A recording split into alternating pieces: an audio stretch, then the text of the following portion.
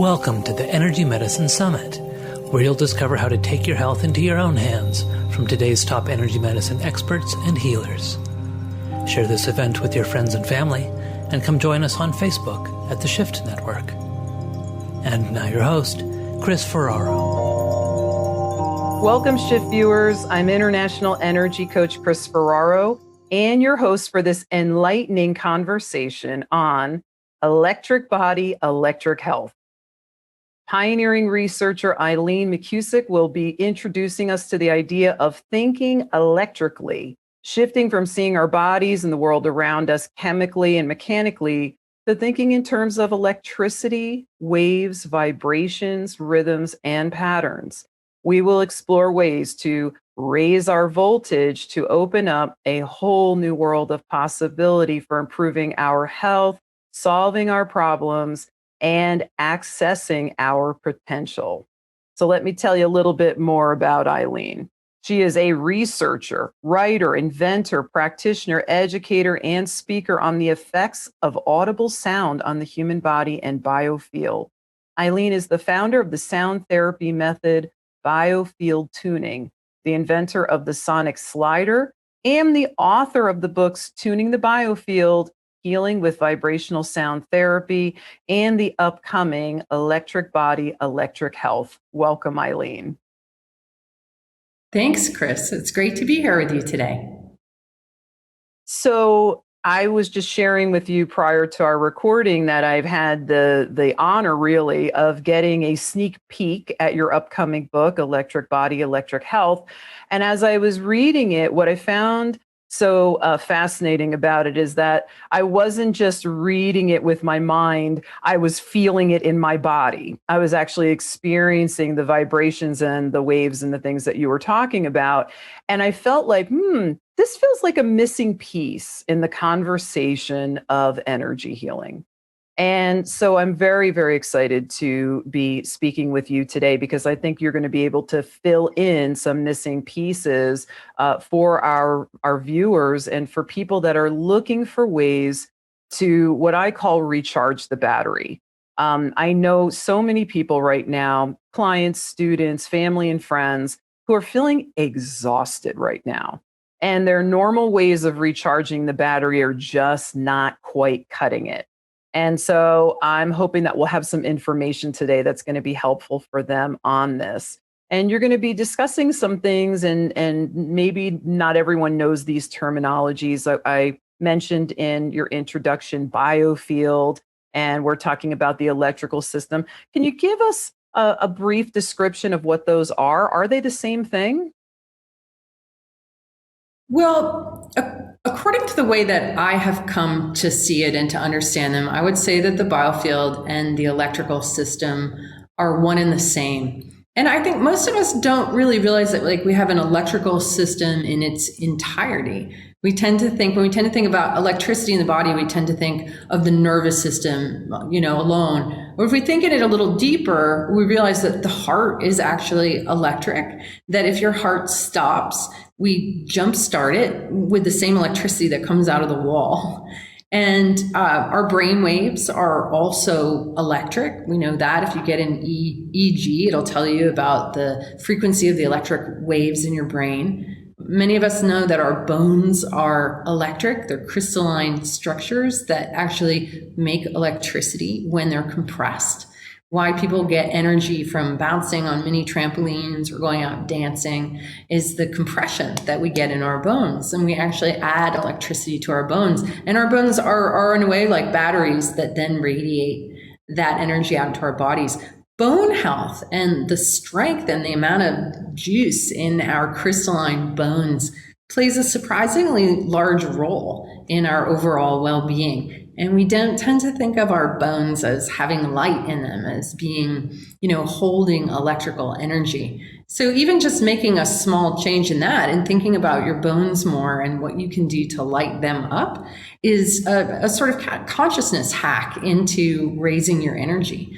And there are even techniques, Montauk Chia, who's a Eastern teacher, talks about how they beat the bottoms of their feet with sticks in order to send energy into the bones. I'm not suggesting you do that, but it is something that you can do at home for free that imparts more electrical energy into your body's electrical system. And so we have not only all of these electrical currents moving through our bodies, our cell membranes all need a particular amount of voltage across them in order to function. The work of Dr. Jerry Tennant, he wrote a book called Healing is Voltage, and he explains very eloquently this translation, I think, from how we've been all taught to think of things chemically and mechanically. Like if we're in a disease state, we're in a low pH state, where entropy starts to happen, our bodies start to fall apart. But low pH is the same thing as low voltage or having a low battery. Basically, the amount of electrical energy flowing through your electrical system is diminished. So your voltage is low, your pH is low.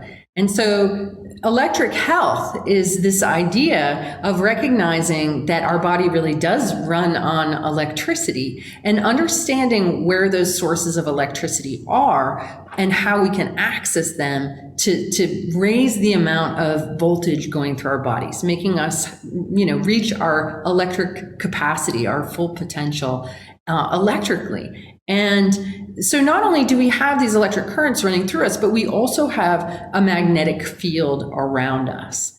And the magnetic field that is around us, to me, it's kind of like an exploded view of what is going on in the body. My research has been exploring the magnetic field around the body with sound.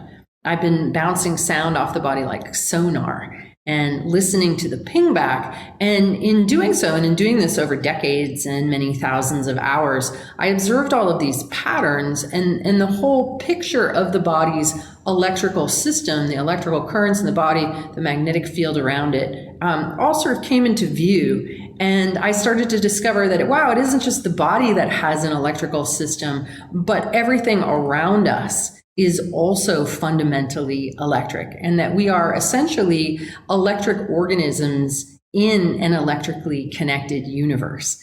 And it's all sort of biofields within biofields within biofields of life itself. So that is the toroidal structure is what electromagnetic organisms take on. The Earth is electric and it has a toroidal shape. It's a bubble with a sphere, with a spiral down the middle. And that magnetosphere and ionosphere protect us from too much incoming solar radiation. And so the human biofield is the same thing. We live in a kind of magnetic bubble of our own. And this magnetic bubble and the electric currents and our whole electric being is our electrical system. So it's fascinating that you're talking about electricity at a time when we're probably using more electricity for our devices and for our everyday life. Recently we had a power outage here in New Jersey. Life changes very dramatically, right? When we don't have our power source. So when we think about this, we're probably being exposed, right, to more electromagnetic frequencies than ever before. How does that affect our field? Well, it's all information, right? And the strength and the duration and the periodicity of the waves that we're surrounded by. And because, we've been taught to think about communication happening in our body in a chemical kind of way, that there's these lock and key systems on cell membranes and everything is transmitted in this chemical way. But our cells, our DNA and everything is actually transmitting light signals. If you watch a very high level athlete performing some mind-bending stunt, there has to be a faster than, at least light speed communication going on within the body about what is where. And, the body has to have a very instantaneous sense of itself and its relationship to space. So it isn't happening. Yes, there's chemistry going on, but at a deeper level, at a more fundamental level, it's all information and light and electrical signaling and sound. It's all vibrational, essentially, and instantaneous. And if our own body has all of these interrupting signals coming in, it can be difficult for the body to discern what's going on in itself and to have a sense of interconnectedness and cohesiveness. So exposure to all kinds of man-made frequencies, it does a lot of things to the body. But I think what it does more than anything is beat us down. Because just the simple act of being is difficult because your body is struggling to just maintain a sense of coherence. And why so many people find themselves, sort of collapsing under the weight of, because also we have to understand that all of these waves are carrying information. They're not just electromagnetic waves. They're filled with enormous amounts of information. And that information is passing through us, and it's interrupting our own, ironically, it's interrupting our own cell-to-cell communication. But we can learn to adapt to this kind of environment and overcome it and learn to exist in it. And the trick is to get the noise and the resistance out of our own electrical signal. And that is something that I figured out how to do with sound, where we kind of back out all of the difficult inputs that we experienced in our life, all the stressors and the noise that lives in our own memory banks. And we're like instruments that get out of tune. And we can be brought back into tune with sound, with consciously created music and our own voices. And when we introduce more coherence and clarity into our own signal, and we remove the resistance, so this is kind of a cornerstone of electric health, is understanding the role that resistance plays in what ails us. Because any place where we pull in, we are blocking the flow of electricity through our bodies. And when we get pain and inflammation somewhere, that's like a traffic jam, and where electricity isn't flowing properly. So any place you have a jam up in one place, you have a deficiency in another. And it's this inflammation as a consequence of electrical resistance that is really at the root of most diseases.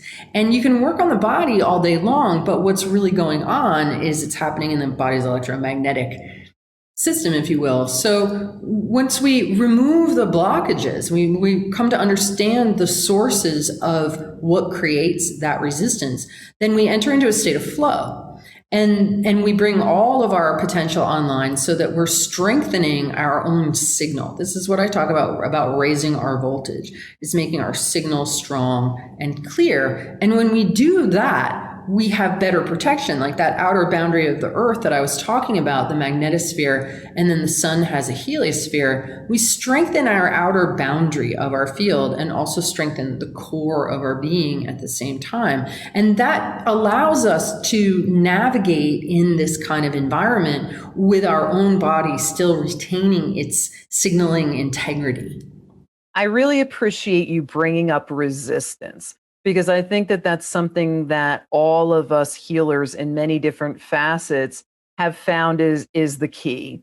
Because when we're either in resistance to what is, resisting telling the truth, resisting being real with ourselves, resisting the pain, which can be a very automatic human experience, right? To resist pain, to resist things that feel badly, because we don't want to feel bad. So we do things to avoid. And that can lead to even greater resistance. So I appreciate you bringing that down to such a deep level and talking about how that affects the biofield. So you mentioned raising our voltage. So how is that different than raising our vibration, which is something that we talk a lot about? Those of us that are in the personal growth community, we talk about focusing on the good, focusing on what's positive, doing things that we love, that raises our vibration. How is raising voltage different? I used to use the same terminology, I think, about the high vibe and raising your vibration. For me as a researcher, as a sound therapist, and as a writer, I think a lot about the words that I use and how they make me feel and what they really mean. And with this idea of raising our vibration, like I totally get it. It means that we want to aspire in ourselves to what is noble and good and right and true and free and healthy and clear and, all of that good stuff to rise to the potential of our own, I think, essential nobility that we have is in our human spirits. But when we talk about going up, like there's a kind of going up thing that happens, that this idea that higher is somehow better and that we want to get away from what is low and base and that's bad and higher is good. And that particular movement in the body also really ties into people who've had trauma and a tendency to disassociate. There's a kind of, it's too unpleasant here, so I'm going to go kind of up and away. And I think that there's a lot of expectation in it of like trying to have high vibes, like it's something you need to uphold. Even technically, this idea that higher frequencies are somehow better than lower frequencies is really an error in thinking. When our brain is in delta, that's when we sleep. That's when we rest. It's really important. Certain monks and meditators bring their brainwaves into really low states. There are frequencies in the universe, that are light waves across from crest to trough, like unimaginably low frequencies. All frequencies, every single frequency is part of creation. And I think that what we're really looking for, that we don't necessarily want to raise our vibration. We want to clarify our vibration. We want to bring ourselves in tune. Well, we want to find our own vibrational sweet spot. I really feel like for me, my journey towards health and success, if you will, in solving the problems that I was faced with on really every level of my life. It's been more an experience of descending into my body, occupying my body, really healing and occupying those lower energy centers where those unpleasant energies of like guilt and shame and things like that live, really transmuting and digesting those and understanding that emotions like guilt and shame are important that we feel. If we don't have any shame, then we become a psychopath. Like all of our emotions are necessary in delivering messages to us to keep us healthy. And we don't want to push away, shame or guilt, because that leads to self-righteousness and blame. And I see a lot of spiritual people really engaged in a lot of self-righteousness. Maybe they're trying really hard to not feel their own shame or guilt or whatever. But it's important that we say yes to every emotion that we feel because we're human. And, we're not Buddha, we're not Christ. We're human beings navigating an incredibly complex environment. And we're going to be tired and we're going to be impatient and we're going to be angry and we're going to be human. And I think that it's more important to be real about how we're feeling and to talk about how we're feeling than to try to high vibe our way out of it. I think it's more important that we're real about how we feel and that we find ways to express those emotions and move them through so that we can find the spaciousness on the other side. Because when we deny what we consider to be bad or negative emotions, we end up doing what I call purple washing or spiritual bypassing, where instead of acknowledging that you're angry and that you need to set a boundary, you're going for the chocolate or the wine instead. And, trying to high five out of those uncomfortable feelings. So I prefer the idea of getting in tune, and also raising our voltage, raising the amount of electrical energy that is available for all our bodily systems to function right. And it's basically another way for increasing, increasing your energy. But it's in a more concrete terminology as far as like really understanding the electrical system and how creating resistance, like judging a particular emotion or judging yourself and not allowing yourself to express yourself or speak your truth, that creates resistance. So any emotion that we try to judge or hold back or label as negative creates resistance in our system. And there's lots of people out there trying to be good and nice and high vibey who are, have fibromyalgia, who have lupus, who have Epstein-Barr, who, have no energy because they're not being real about how they're really feeling and finding ways to express that in healthy ways without guilt. It's okay to have a lot of difficult feelings. It's so normal. What do kids do? Like, kids express them and they get them out and then they go play. And we can do the same thing as adults. We need to, actually. Yes, yes, yes, yes. Eileen, you're speaking my language. One of the things that I teach people about is that you cannot suppress the emotions you don't like and then experience more of the ones that you don't, that you do like, because there's one spectrum. And so much of what people in my practice are finding is that the anxiety and the depression is all of this suppressed emotional energy.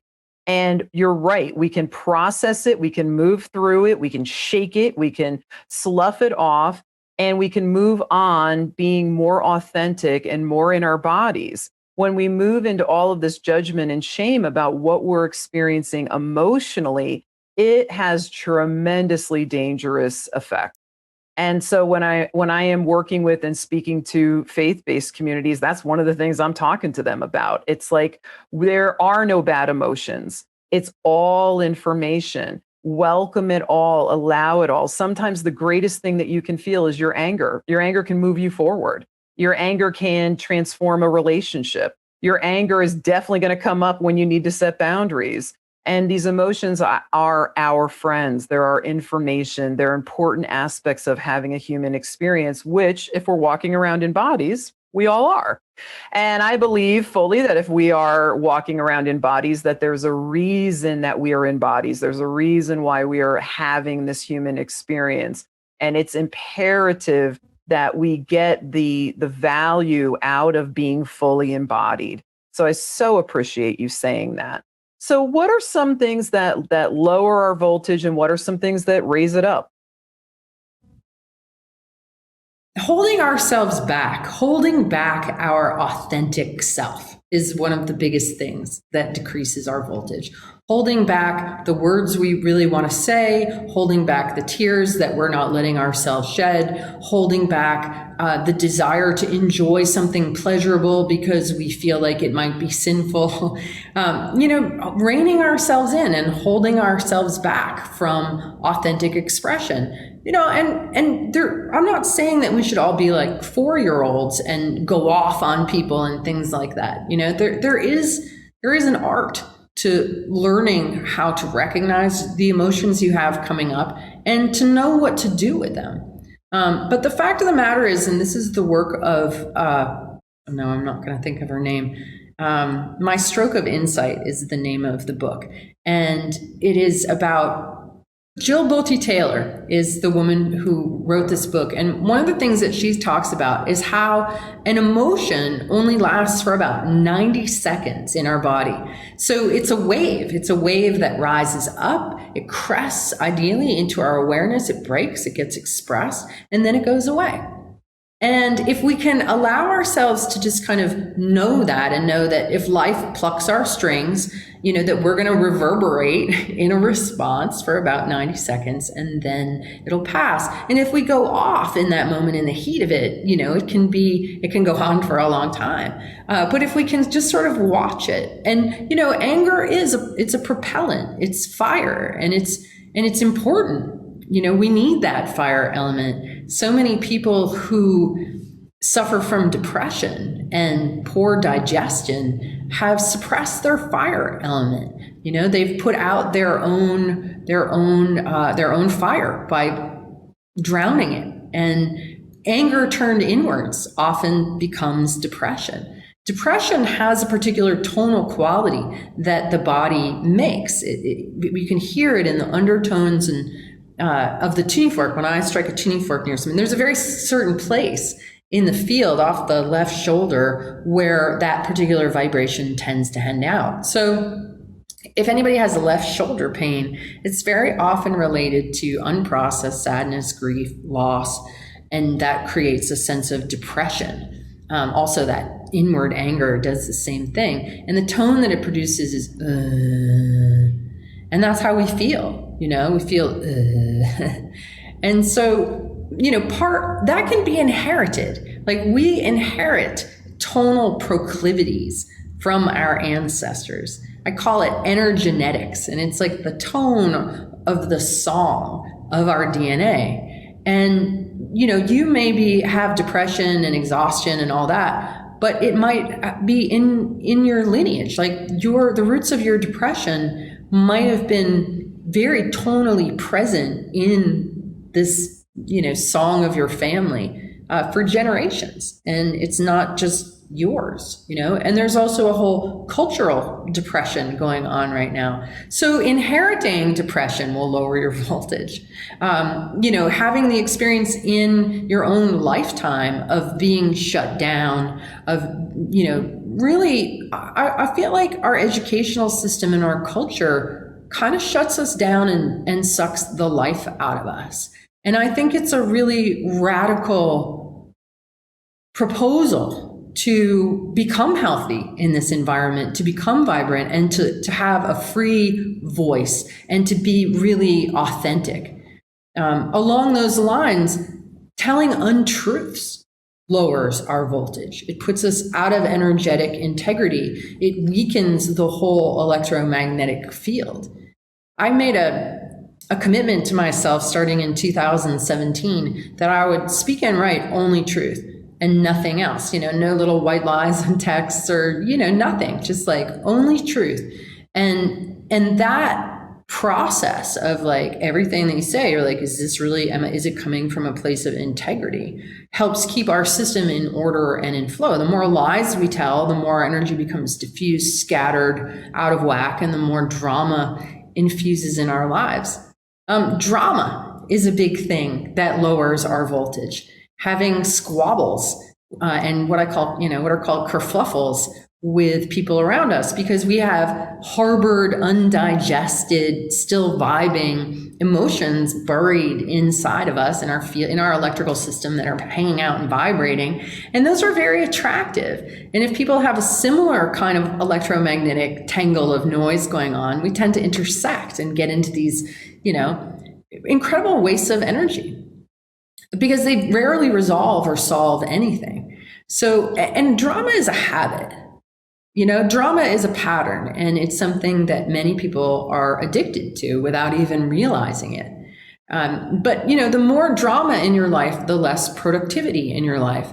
And the less you are able to use your word effectively and powerfully to materialize the things you want in your life.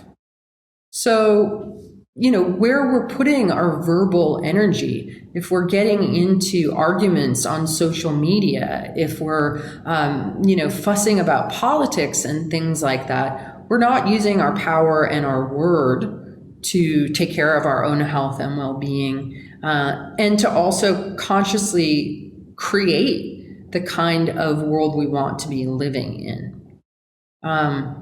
Other ways that we lower our voltage are being exposed to pollution, being exposed to electromagnetic pollution, being exposed to air pollution, being exposed to chemical scents. That's a really big one, because chemical scents, if you're lying all night long with your nose on a pillow that has been scented with multiple products, that's all electrical information that's going directly into your brain. And it actually scrambles your own ability to hear your body's own signaling. So I don't know if you can hear that there's an ice cream truck going by. Certainly with food, you know, you can definitely lower your voltage eating the wrong kinds of food. When you eat food that is heavily refined, there's no electrical juice in it. Right? I mean, our electric body is primary, and it is the electricity, it is the light, it is the electrons in food. Food like refined sugar has no electrons in it, it has no life. And so when you eat something like that, it actually has to pull electrons, it has to pull juice out of your system in order to process it and digest it. So it is a net negative energy input into the body. And, you know, sugar is a tough one. It took me 26 years of trying to overcome the sugar addiction. And that'll make you miserable, you know, and I was using it to mask anger. I was using it to, you know, because I was spiritual and trying to vibe high and I didn't want to get angry, you know, but I had an uncontrollable sugar addiction. And so part of getting over sugar was about getting real with my anger and authentic with my own feelings and finding other ways to deal with that rather than sugar. So that's a bunch. Those are the major ones that, you know, that block us or that drain us. Or another way I think is hanging around with people who are what Jerry Tennant calls electron stealers. People who are not good at meeting their own needs. And so usually because they don't feel worthy of meeting their own needs. And when we hang around with them, they're needy and they take our juice. You know, and that's kids, it can be aged parents, it can be, you know, all kinds of people. And if we have a lot of people like that in our life, we have to be really judicious with our boundaries and our awareness around that. And make sure we spend time hanging out with electron donors, people who give us energy when we hang around with them. So what are some other ways that we can raise our voltage up so we can avoid some of the things that lower? What else can we use to get juiced up? Yeah. So hanging around juicy people, you know, we're definitely the sum total of who we hang out with and what kind of vibes they have going on. And so to just be kind of mindful, you know, to kind of take an inventory of the people that you know who are funny, who are playful, who have good self-care practices and good boundaries. You know, there's definitely people like that out there. Certainly we can use our voice, you know, and we can use mantra, we can use toning, which is something that I've been playing around with great success. We can use singing in the shower, singing in the car, humming. Humming is so easy to do. You know, you can just move humming all around your body. You can send energy to any organ, any joint, just by kind of finding out how to direct your hum there. You can really play a lot. You know, we have this wonderful instrument and we can make all kinds of sounds and we hardly ever play with it.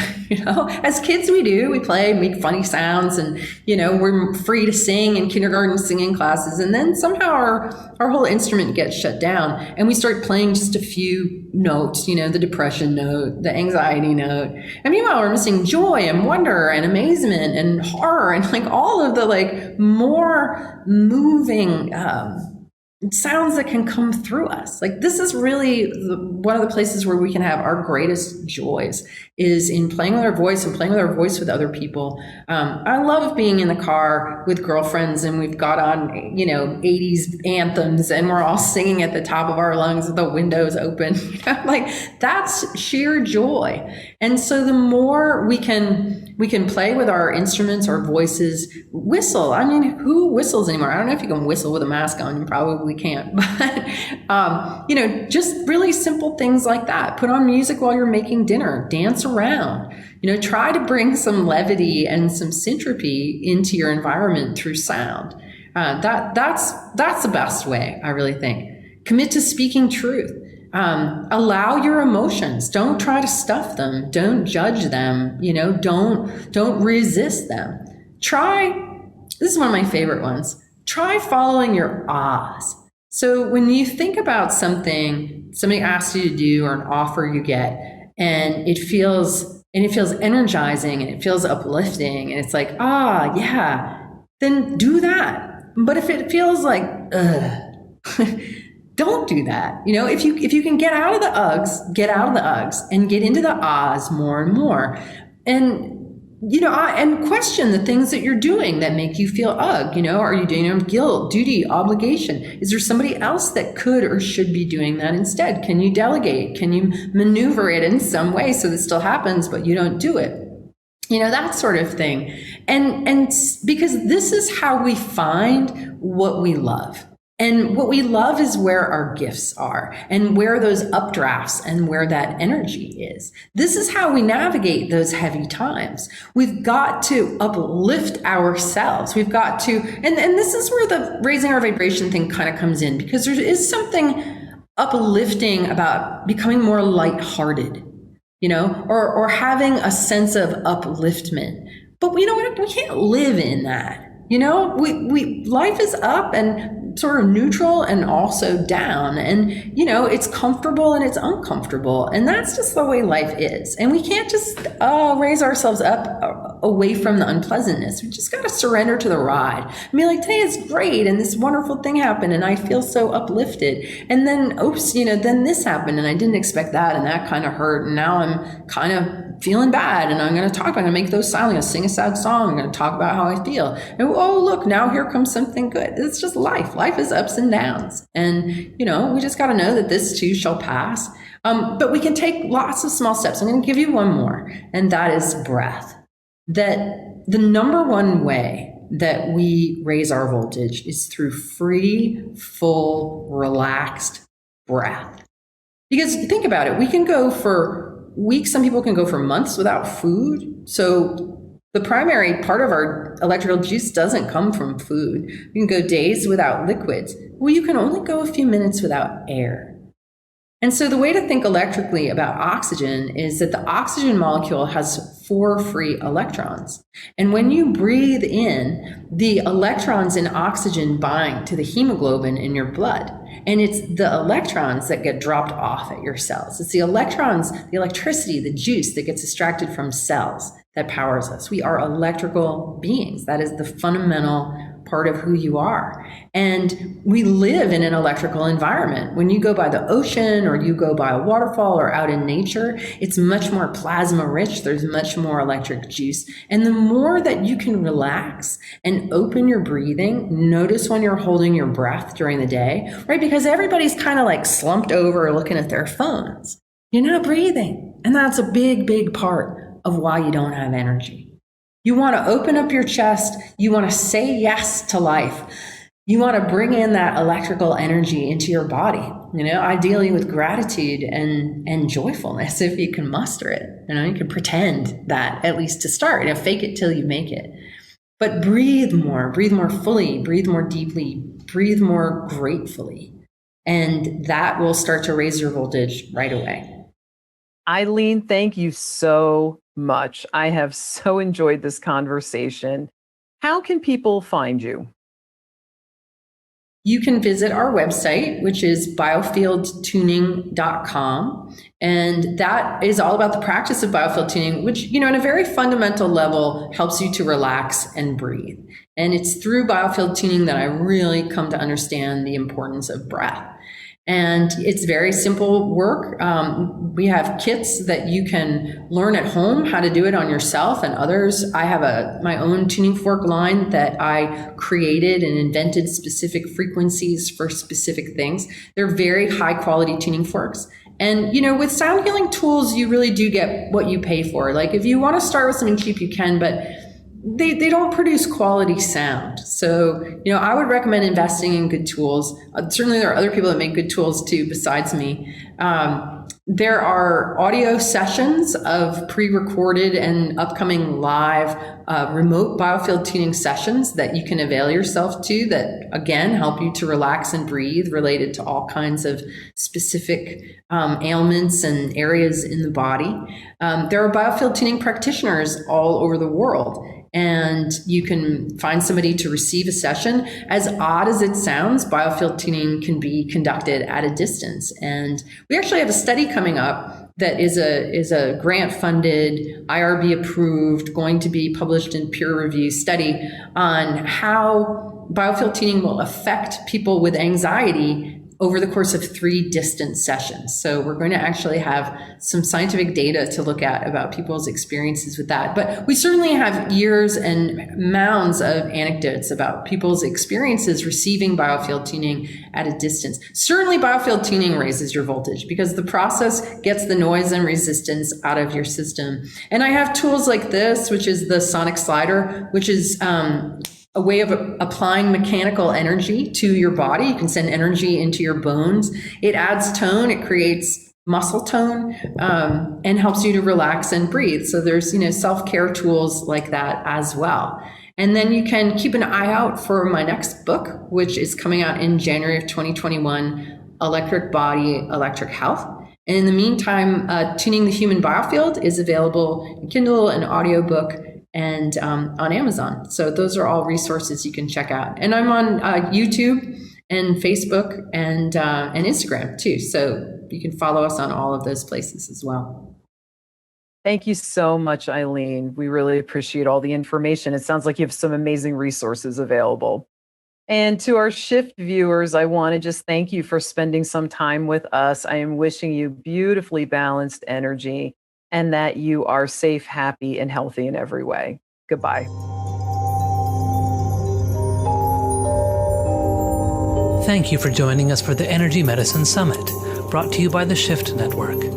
To learn more, visit energymedicinesummit.com. To join our global community of people awakening to their divine humanity and taking inspired action, visit theshiftnetwork.com. Thank you again for gathering with us and for sharing this healing path with your friends and family.